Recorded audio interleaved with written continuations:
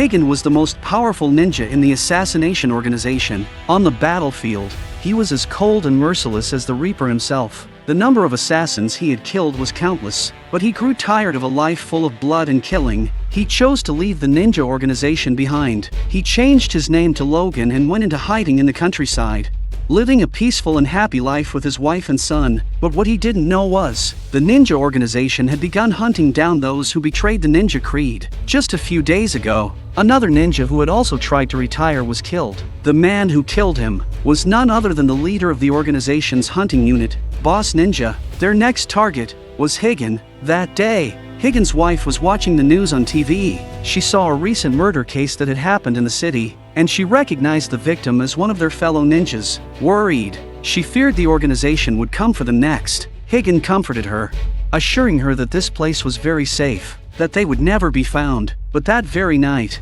Higan couldn't fall asleep. As he went downstairs to smoke a cigarette, he suddenly saw two men in black breaking through the window. Without hesitation, Higan engaged them in a fierce battle, but at the same time, another group of attackers struck his family upstairs. Hearing his son's cries, Higan immediately rushed upstairs, but just as he turned to run, a killer behind him launched two steel needles into his throat. Higan collapsed on the staircase, wounded. When he finally crawled back into the room, he was greeted by a bone-chilling sight. His wife and son had both been slaughtered.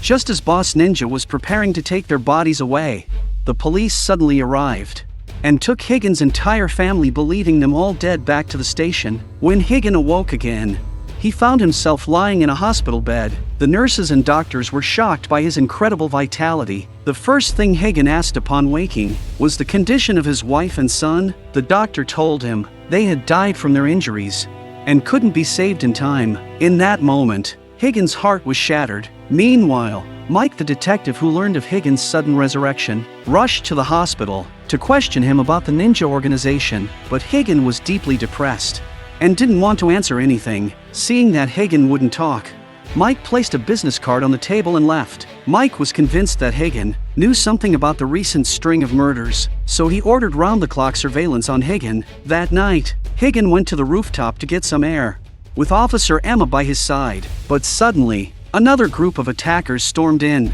This time, Higan was filled with killing intent. He unleashed all the hatred buried in his heart. In the blink of an eye, he moved with blinding speed and slit their throats. Then, taking advantage of the chaos, he knocked Officer Emma unconscious because he didn't want the police to know he was a ninja. Afterward, Higan went on a rampage, venting his grief and fury through bloodshed.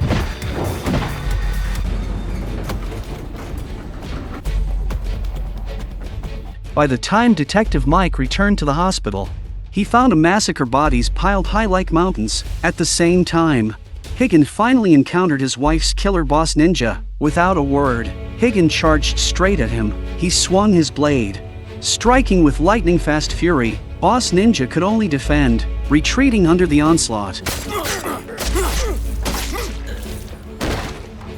After beating Boss Ninja to the ground, Higan tore off the mask he had worn for years, revealing his true face. But it wasn't over yet. The mastermind behind it all still hadn't revealed themselves. So Higan returned home and took out a hidden box from behind the wall. Inside was a mask and a family photo. In that moment, he remembered all the times he had shared with his wife and son. To him, nothing in this world was more important than family. But now everything had been destroyed. All that remained in his heart was vengeance. In the end, he set the house ablaze, put on his mask, and stepped onto the road of revenge. Higan captured Boss Ninja and dragged him to a warehouse. But just as he was about to force out the name of the true mastermind, he collapsed from exhaustion and blacked out. When Higan woke up again, he was already lying in bed. It turned out that his old friend Kaguri had saved him. When Kaguri saw the bruises on Higan's arm, he immediately realized that Higan had used the secret art during battle. Kaguri warned him never to use the secret art again,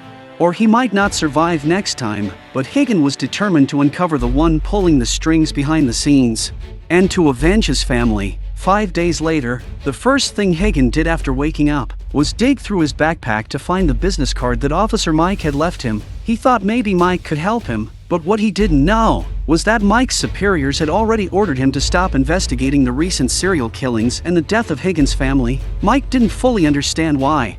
But in truth, his boss didn't want him to risk his life over this case. However, Mike had learned from Emma that Higgins, his wife and son, and even the people he had killed all had fake identities.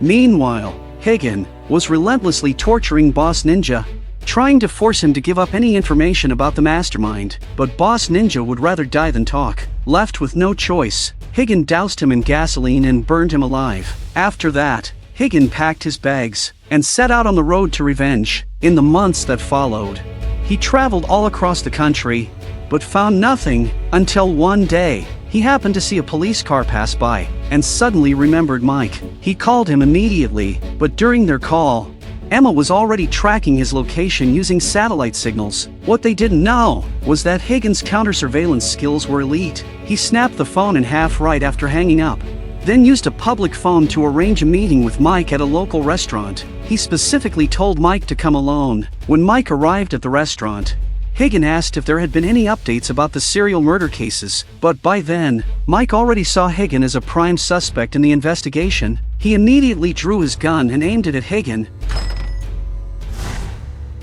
A killer suddenly appeared out of nowhere, but the assassin's target wasn't Higgins, it was Mike. Higgins jumped in at once to block the killer, realizing how strong Higgins was.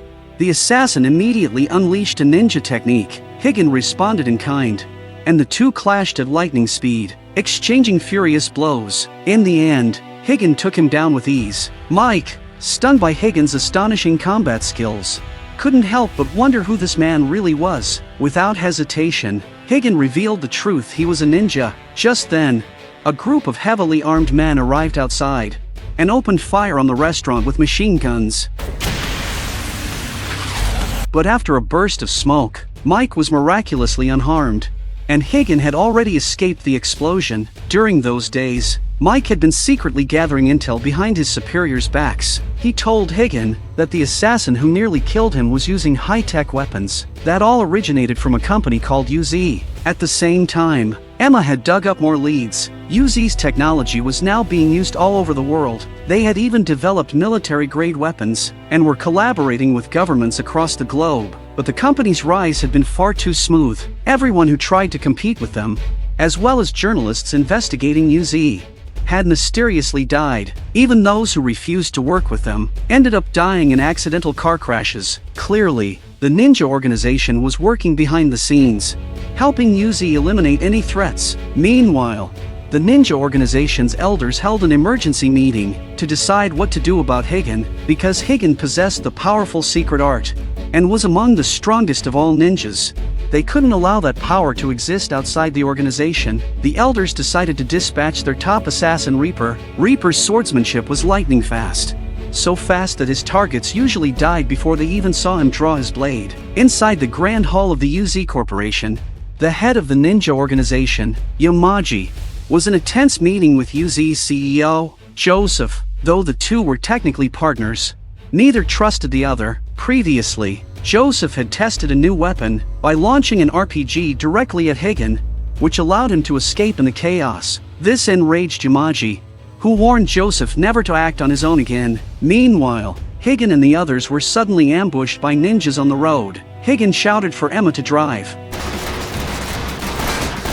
but just then, a truck slammed into their vehicle. When Higgins came to, he found Mike and Emma gravely injured and unconscious. The assassin reappeared at a distance, unloading bullets at them. To protect the others, Higgins charged straight into battle.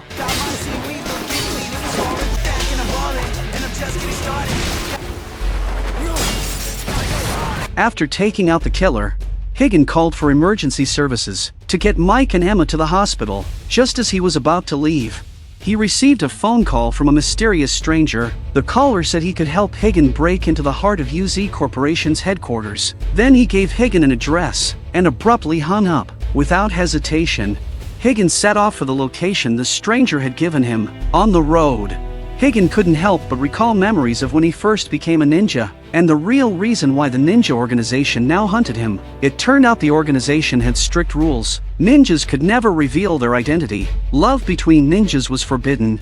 Outside of missions, everything else, even their lives, was disposable. Back then, 3 candidates had passed the trials to become full-fledged ninjas: Higan, his wife Sarah, and the third Reaper. The organization held them in high regard, and even taught them the secret art. To celebrate, the 3 raised their cups in a toast. That moment marked the birth of their strongest alliance. But during one mission, things went horribly wrong. Their objective was to assassinate a mother and her child. But Sarah couldn't bring herself to harm the child, and was shot by the woman. But the gunfire attracted a nearby group.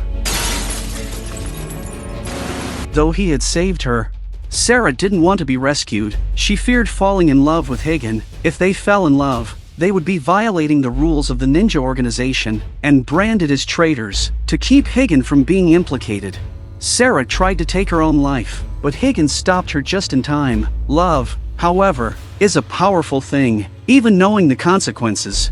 Higan chose to stay with Sarah. As the memory faded, Higan arrived at the designated location, following the mysterious stranger's instructions.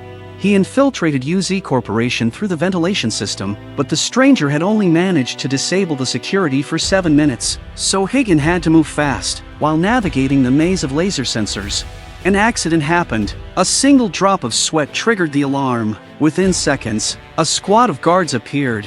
Higan dispatched them at lightning speed. Then he followed the stranger's directions to the next location, but what he didn't expect was to be confronted by an old friend, Reaper. Higan demanded to know if it was Yamaji, the leader of the ninja organization, who had ordered the murder of his wife and son, but Reaper didn't answer. At that moment, Higan's every move was being watched by the elders of the ninja organization. They also discovered that someone had hacked UZ's security system. Yamaji suggested that until they fully understood Higan's secret art, they should allow him to continue deeper into the facility, and then let UZ's CEO, Joseph, unleash their advanced weaponry on him. At the same time, Higan received a message from the mysterious stranger. The stranger informed him that UZ's forces would let him through to the core, but warned him not to act recklessly. He revealed that the enemy planned to send a squad of elite ninjas against him, a trap, clearly premeditated. But at that point, Higan's mind was consumed by one thing only: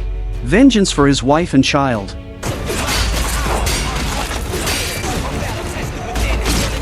Higan was soon blocked by 4 armored warriors. Meanwhile, UZ Corporation's CEO, Joseph, is observing all of this through surveillance cameras. From the distance, Higan caught sight of Yamaji aboard a hovering helicopter. In that instant, he felt it in his very soul. This was the man who murdered his wife and child. Fury erupted inside him like a volcano. He swore to tear Yamaji apart, piece by piece, but with 4 armored enemies attacking from every side, Higan couldn't find an opening. After so many brutal fights, his strength was almost completely drained, and yet the thought of letting his enemy escape unpunished was something he simply couldn't bear. So, he made the ultimate decision, activating the secret art once more for a final stand. But the enemy's armor was nearly indestructible. Higan's blade couldn't even scratch the surface. His speed was like lightning, but even that meant little against such advanced technology. Eventually, Higan collapsed from exhaustion. One of the armored men grabbed him by the head, slammed him into the ground, and began pummeling him mercilessly. He mocked Higan, calling him weak, pathetic. Just then, Reaper arrived on the scene. He calmly approached the fallen Higan, then slowly drew his blade, ready to deliver the killing blow. But in a shocking turn, a pink armored warrior leapt between them, blocking Reaper's strike at the last second. Without hesitation, she grabbed Higan's unconscious body and fled.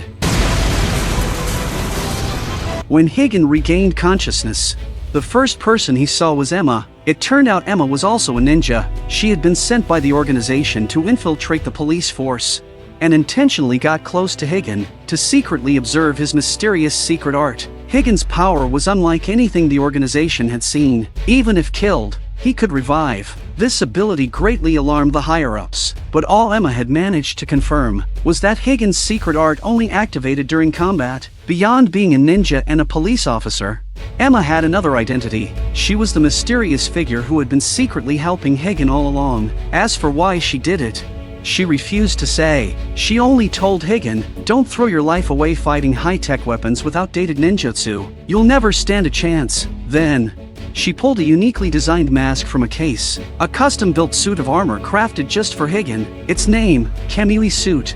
It was a cutting-edge mech suit developed by UZ, infused with centuries of ninja combat knowledge, and the latest in technological innovation. But to wield the Kamui suit, Higan had to fully sync his brainwaves with it. Only then could he unlock its full combat potential. However, if the suit was ever destroyed, Higan might die with it. Emma then revealed a secret she'd kept hidden. On the night Higan's wife and child were attacked, she had been there. It was she who struck Higan from behind, firing 2 steel needles into him, which temporarily shut down his vital functions, putting him into a fake death state to fool the others. Hearing this, Higan sprang from the bed, furious, demanding to know why she hadn't saved his family. Emma didn't argue. Instead, she pressed a button on her arm, and Higan slipped back into unconsciousness. But just then, UZ Corporation's mech units detected their location. Emma glanced at her watch, realizing the Kamui suit hadn't finished syncing with Higan. With no other option, Emma went out to confront the enemy, buying time for Higan. A fierce battle broke out, but within just 2 exchanges, Emma was already at a disadvantage. At this moment, Emma knew she wouldn't last much longer. She transferred all of her remaining energy to Higan. She revealed a truth she had long kept buried. She had once been saved by his wife, Sarah. From that moment on, the two had become the closest of friends. When Emma later discovered the organization's plan to assassinate Higan's family, she tried to warn them in advance, but by the time she arrived, it was already too late. That's why she struck Higan with the twin steel needles, shutting down his body functions and forcing him into a death-like state. She had been secretly helping Higan from the shadows, all to fulfill Sarah's final wish before her death, to ensure that Higan could go on living. In that moment, Higan was deeply moved by the profound love of his wife. A surge of immense energy erupted from within him, allowing him to successfully synchronize with the Kamui suit. Thus, Ninja Camui was born.